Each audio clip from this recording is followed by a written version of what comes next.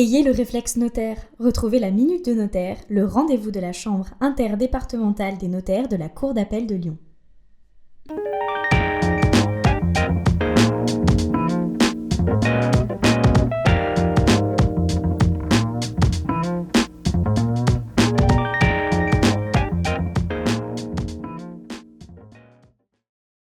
Bonjour et bienvenue dans la Minute du Notaire, le rendez-vous de la Chambre interdépartementale des notaires de la Cour d'appel de Lyon pour évoquer tous les sujets d'actualité qui concernent directement les décideurs et leurs notaires. Avec nous aujourd'hui sur le plateau de Lyon Décideur TV, Maître Charles Gagnère, notaire à mes yeux. Bonjour. Bonjour. Merci d'avoir accepté notre invitation. Alors, dans notre émission précédente, nous avons rappelé l'étendue du champ d'intervention des notaires, qu'il s'agisse du droit de la famille et de l'activité de conseil aux entrepreneurs. On va reprendre tout cela dans le détail.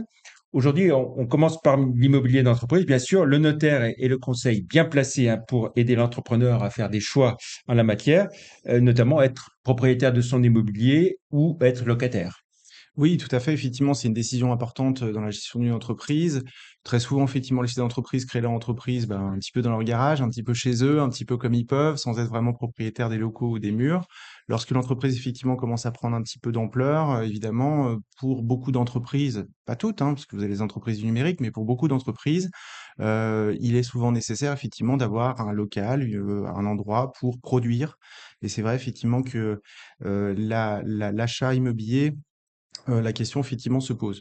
Bien sûr, effectivement, l'achat immobilier, nécessite d'immobiliser un certain nombre de capitaux, même si, ça peut être emprunté, donc du coup, effectivement, le notaire va aider le chef d'entreprise à choisir entre achat de biens immobiliers ou location, très Mmh. clairement. Et surtout, comment est-ce qu'on achète? Comment est-ce qu'on détient? Par quelle société? Et cetera. Et puis, suivant les époques, les secteurs, il peut être plus intéressant d'être propriétaire ou Bien sûr, locataire, tout hein. à fait. Selon effectivement le prix de l'immobilier aussi, parce qu'il y a une Oui. grande diversité, effectivement, voilà. Et puis c'est vrai que la propriété, effectivement, c'est quand même la garantie d'une certaine de pouvoir rester à l'intérieur de ses locaux et de pas avoir effectivement des problèmes de hausse de loyer intempestive. Mmh.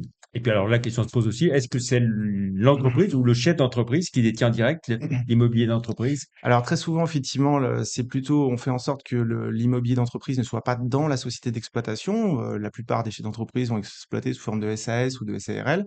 Cette forme de société, effectivement, si vous mettez de l'immobilier au milieu, de la société d'exploitation, le problème, c'est que si l'entreprise dépose le bilan, vous perdez l'immobilier d'entreprise avec.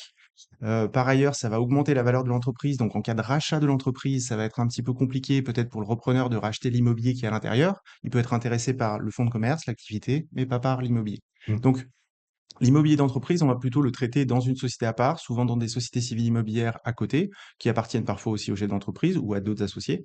Et entre la société d'exploitation et la société civile immobilière, un bail commercial qui fait le lien. Donc le Mmh. notaire va aider à créer la société d'exploitation, à créer la société civile immobilière, à acheter le bien immobilier Mmh. et à faire le bail Mmh. commercial. Mmh.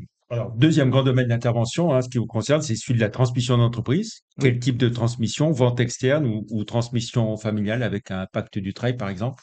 Tout à fait, il y a une grande discussion qui arrive, régulièrement avec les chefs d'entreprise et autour des 55 ans, qu'est-ce qui va se passer demain? Est-ce qu'à l'intérieur de l'entreprise, il y a des enfants qui travaillent, qui souhaiteraient reprendre l'entreprise? Parce que parfois, il y a des jolies choses qui ont été créées et les enfants se mettent dans la continuité de la famille. Donc on va plutôt travailler vers la transmission d'entreprise. Ou alors est-ce que les enfants ne sont pas du tout intéressés par l'entreprise et auquel cas, on va aller plutôt vers la vente de l'entreprise? Et dans ces cas-là, le notaire intervient à la fois sur la vente de l'entreprise, mais aussi sur qu'est-ce qu'on va faire des fonds.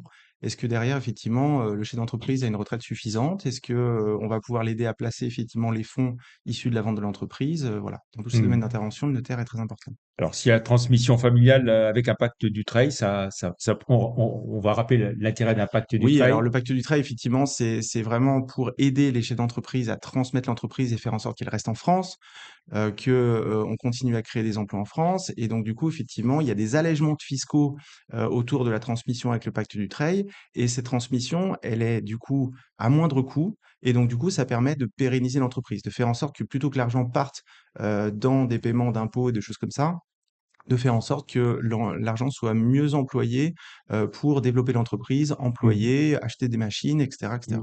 Dans le cas d'impact du trade, ça prend du temps, donc il faut de l'anticipation. Cela ne se fait pas d'un coup, hein, clairement. Ah, complètement. C'est vrai effectivement que parfois on est tenu par des problèmes de santé du chef d'entreprise et donc du coup de travailler un petit peu rapidement et en catastrophe. Mais lorsqu'on peut effectivement, l'idéal c'est le chef d'entreprise qui arrive autour de 55 ans et qui commence à se poser des questions. La retraite va arriver, elle arrivera dans quelques années, mais effectivement, avant de continuer à développer l'entreprise, est-ce qu'il vaut pas mieux la transmettre? Donc du coup, plus on a d'anticipation, plus on réfléchit à Oui. ces questions, moins on a de fiscalité et plus on est Mmh. effectivement à même de faire face à la difficulté de la transmission. Parfois, on a la problématique aussi à l'intérieur d'une fratrie, quand tout le monde n'est pas dans l'opérationnel de l'entreprise, hein. Comment dédommager les autres Oui, frères et alors sœurs? c'est vrai effectivement que parfois effectivement parmi plusieurs enfants, il y a un repreneur, mais tous ne le sont pas.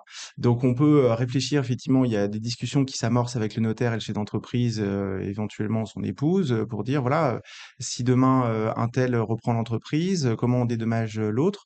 Très simplement, souvent on va aller, par exemple donner de l'immobilier, la résidence principale du chef d'entreprise ou la résidence secondaire à l'enfant effectivement qui ne travaille pas dans l'entreprise, pendant qu'on va faire en sorte, que l'entreprise effectivement soit reprise Mmh par mh. celui qui y travaille. Mmh. Heu, autre façon effectivement de traiter le problème, on peut faire en sorte de faire à la fois une donation et à la fois un rachat. On appelle ça Mmh. des FBO. C'est un système effectivement par lequel il y a à la fois un acte mixte un petit peu avec, une vente d'entreprise et une donation, de Mmh. l'entreprise pour faire en sorte effectivement que l'un des héritiers rachète quelque part la part de l'autre, Mmh. hein, on va dire ça comme ça. 3e sujet important, c'est la prévention des risques, d'entreprise et les problèmes d'incapacité, de décès brutal du dirigeant, de burn-out aussi. Que conseillez-vous aux chefs d'entreprise en termes d'anticipation? Alors, il y a très souvent effectivement une chose que le chef d'entreprise devrait faire, systématiquement, c'est ce qu'on appelle un mandat de protection future.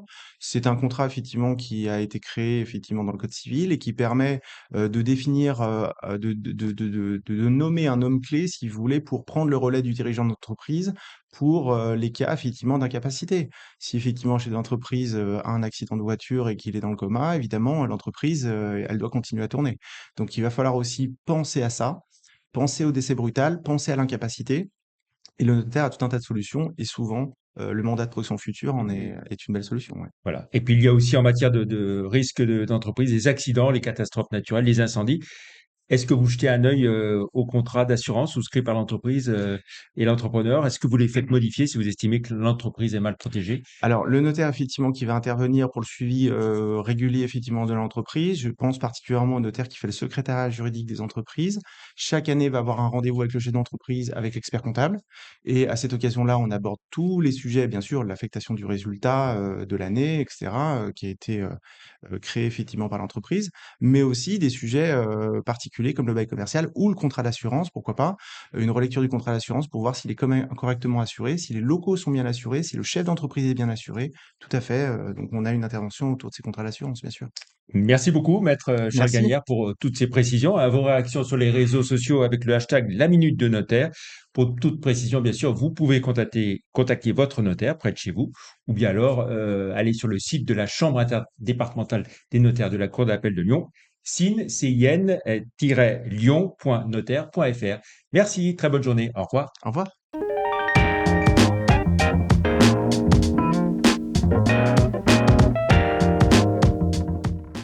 C'était la Minute du Notaire, le rendez-vous de la Chambre interdépartementale des notaires de la Cour d'appel de Lyon.